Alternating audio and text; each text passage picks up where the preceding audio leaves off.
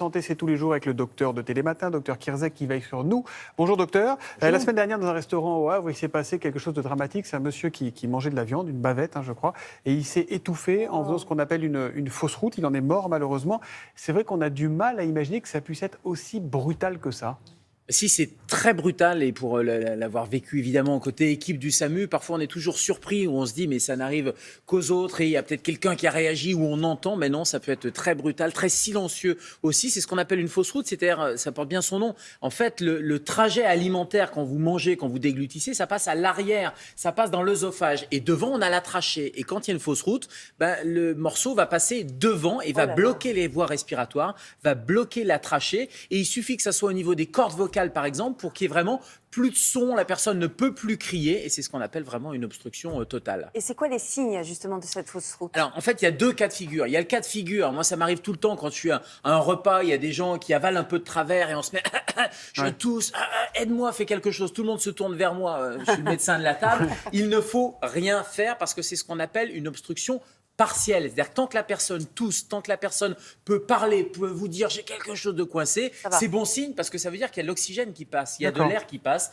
donc pas de manœuvre intempestive parce que là vous risqueriez de faire plus de mal que de bien, donc on encourage en revanche la personne à tousser et puis évidemment si ça continue, si ça passe pas, on demande un avis médical, c'est le cas notamment avec des enfants qui ont avalé quelque chose de travers, ils toussent, c'est ce qu'on appelle un syndrome de pénétration et ça tombe où? Dans les poumons, donc là il faut à tout prix consulter un médecin parce qu'il faut aller vérifier qu'il n'y a pas une petite bille ou quelque chose qui est dans les poumons et qui pourrait être responsable de complications pulmonaires. Alors, et surtout, si on la retrouve, il faut l'enlever. Justement, comment on fait quand on a un enfant qui a ce problème-là? Moi, j'entends dire qu'il fait les secouer par les pieds, tout ça, c'est vrai ou pas ça? On ne fait pas. Alors ça, on vient de parler de l'obstruction partielle. Là où il y a une urgence, c'est l'obstruction totale. C'est-à-dire qu'il n'y a plus de son, on ne tousse plus. Alors ça peut être un enfant ou un adulte. Et là, il faut faire des manœuvres d'urgence. C'est-à-dire qu'il faut alterner. C'est là où on tape dans le dos, 5 grandes claques dans le dos. Alors quand je dis, je vais prendre Maud comme... J'accepte de faire cobaye. Comme cobaye, mais c'est vraiment avec la paume de la main et on va taper entre les omoplates et plutôt pencher en avant, on va essayer de débloquer. L'objectif, c'est de débloquer. On tape fort, je ne le fais pas parce qu'il ne faut pas le faire pour s'entraîner, pour s'amuser.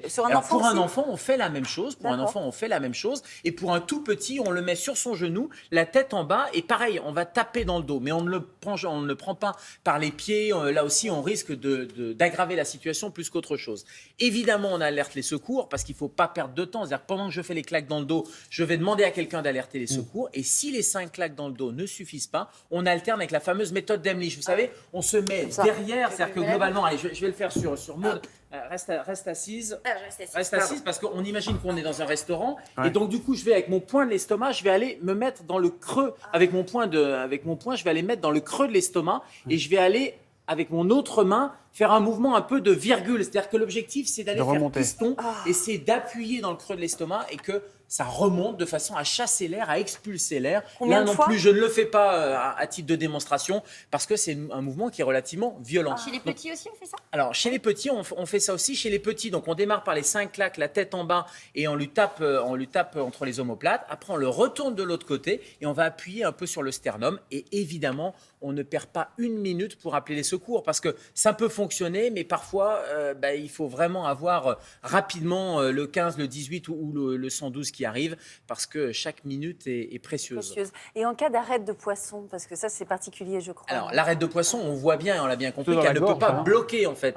L'arrête de poisson, elle ne peut pas bloquer les voies respiratoires. En revanche, elle peut se planter. Elle peut se planter un peu partout au niveau de la sphère ORL, un peu plus bas. Donc on tousse, on essaye avec de la mie de pain de la faire partir et si ça ne fonctionne pas, on consulte évidemment et on demande notamment, c'est un ORL qui va aller avec une petite caméra qui va aller chercher cette fameuse c'est pas dramatique a priori. Non, c'est pas dramatique, mais il ne faut pas la laisser parce qu'il y a des risques d'infection, c'est gênant, etc. En revanche, l'arrêt de poisson, elle ne bloque pas la respiration. Et on voit bien que là, l'urgence vitale, et c'est ce qui s'est passé en Normandie, à Caen, malheureusement, chez ce monsieur, c'est le fait qu'il y ait une obstruction totale. Là, il n'y a plus d'oxygène qui passe. Merci beaucoup, docteur. On va parler